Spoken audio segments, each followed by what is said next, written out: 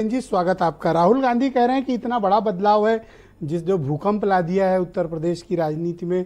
क्या आपको लगता है कि राहुल गांधी और अखिलेश यादव की जोड़ी अब उत्तर प्रदेश के अपकमिंग इलेक्शन, अब असेंबली जो 3 साल बाद होने हैं, तब तक ये मुद्दे, ये इश्यूज, ये लीडरशिप, ये गठबंधन रहा, छत्तीसगढ़ रहा, बीजेपी को वहां पर भरपूर समर्थन मिला। अगर देश में महाराष्ट्र और उत्तर प्रदेश छोड़ दिया जाए और राजस्थान थोड़ा बहुत, तो बीजेपी पूरे देश में बेहतर प्रदर्शन कर पाई। तो ऐसे में जब 43 सीटें इंडिया गठबंधन उत्तर प्रदेश में जीत गया तो उसका उत्साह बढ़ना स्वाभाविक है।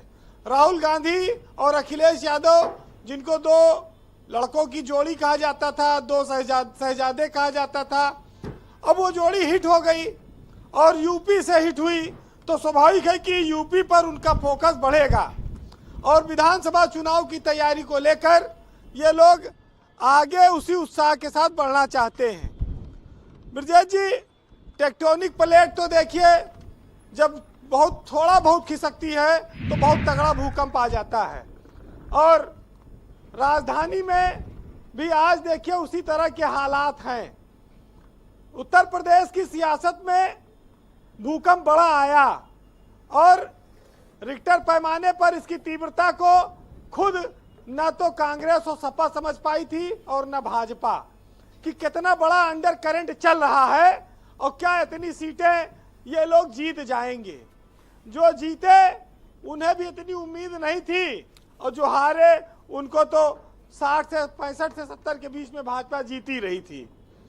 तो ये जो परिवर्तन हुआ, इसने उत्तर प्रदेश की जो है ताकत को, उत्तर प्रदेश पर कांग्रेस की निर्भरता को, संभावना को, सबको बढ़ाया है। और अभी तो बीजेपी में सीटवार हार की समीक्षा चल रही है, शुरू हो गई है, लेकिन कोई ठोस नतीजा अभी नहीं निकला है।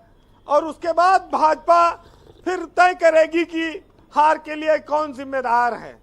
लेकिन इस टेक्टोनिक प्लेट की एक नई परीक्षा 10 विधानसभा के उपचुनाव से होने वाली है, जो विगत 4-5 महीने के भीतर होंगे और फिर उसमें दिखाई पड़ेगा कि कौन स्थिति कहां है। एक चीज जो बार बार लोग चर्चा करते हैं कि दलित वोट जो गया इंडिया गठबंधन में, उसके लिए कांग्रेस एक सीढ़ी बनी।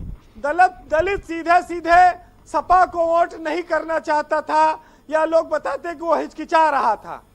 कांग्रेस की जब उसको सीढ़ी मिल गई तो उस पर चढ़ के वो सपा के साइकिल तक चला गया।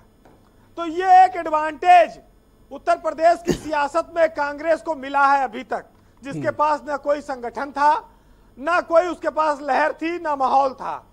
लेकिन दलित वोटों को थोड़ा बहुत वो अपनी ओर खींचने में कामयाब रहे, ये उनके लिए एक बहुत बड़ा फायदा है और समाजवादी पार्टी को भी इसका एक फायदा मिला है। वैसे भाजपा की तो डबल इंजन की सरकार कही जाती है, यूपी में और केंद्र में। अब दो युवाओं ने भी मिलकर एक डबल इंजन बना लिया है।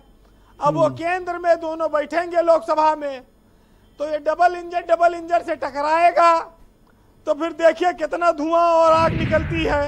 लेकिन भाजपा की जो हार है, खासतौर से उत्तर प्रदेश में, किसी एक कारण से नहीं देख सकते उसको।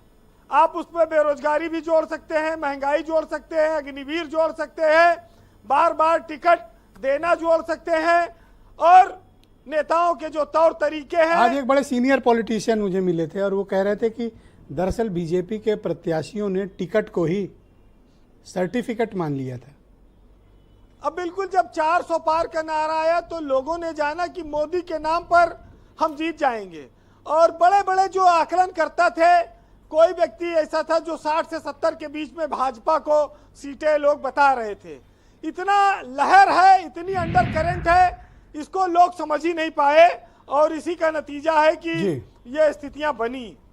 वैसे उत्तर प्रदेश जैसे बड़े राज्य में एक चीज और कहना मुनासिब होगा कि जो शासन करते हैं उन्हें यह अवश्य देखना चाहिए कि शासन के प्रति जनता की प्रतिक्रिया कैसी है, क्योंकि लोकतंत्र में अंततः जनता निर्णायक है। 5 साल बाद वो फैसला देगी। अगर आप उसकी प्रतिक्रिया को नहीं समझ पाए तो रिजल्ट इसी तरह का हो सकता है जी। और वही हुआ। वैसे एक साहित्यकार ने लिखा है कि दिन तो देखिए सबके बदलते हैं और बदला भी है। तो एक साहित्यकार ने लिखा, सुनिएगा, कि जो थे मुद्दत से वक्त के मारे हुए आज फिर रोशन उनके सितारे हुए। और इस तरह मना रहे हैं जश्न सब वो कि नहीं लग रहा है कि हैं हारे हुए, और मन की मुराद अब फिर जग गई है। और जिनको लोगों ने बरसों से थे बिसारे हुए, और जीत कर भी बाजी वो ऐसे मायूस हैं कि लग रहा है कि असली में वही है हारे हुए। और धोखा देना जिनकी फितरत रही इस बार डगमगाती कश्ती के अब वही सहारे हुए।